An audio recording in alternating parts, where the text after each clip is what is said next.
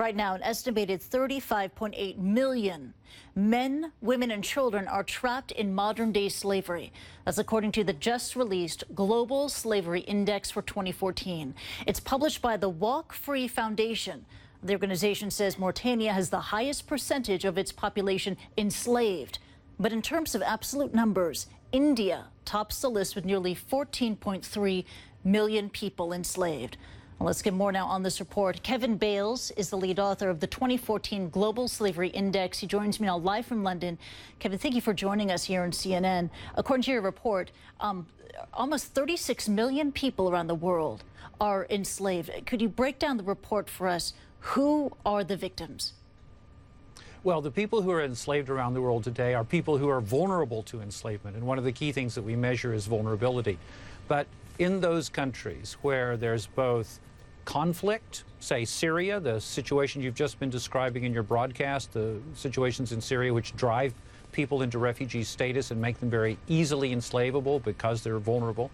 Sometimes it's about natural disasters, economic problems, and so forth, and especially corruption and the lack of the rule of law creates a context in which people can be enslaved. So it's not a surprise that in many of the countries that we see large proportions of the population in slavery are also those countries that are beset by conflict, like Syria, and by other economic and environmental problems.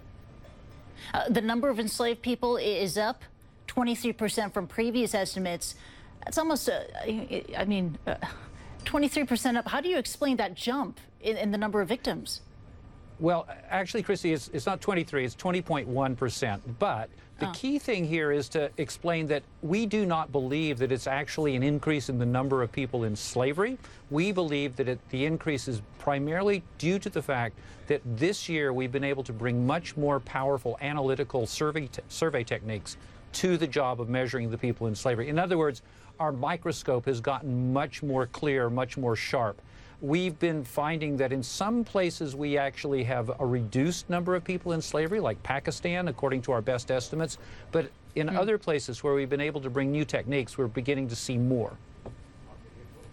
But still, 36 million people around the world enslaved today. What is your message to groups fighting modern-day slavery? I mean, the task, it could seem so daunting. Do they need to rethink their approach?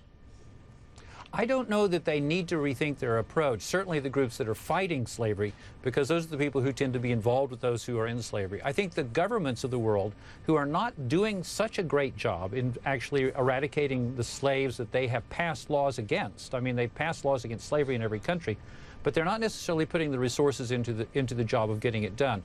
Those are the countries that I'd say, why are you failing to enforce the laws that you have?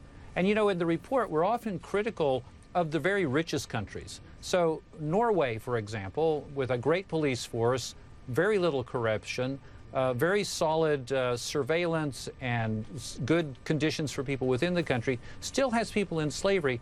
And you have to say, you know, Norway has no excuse to have anyone in slavery. It's a country where they really should have solved the problem by now.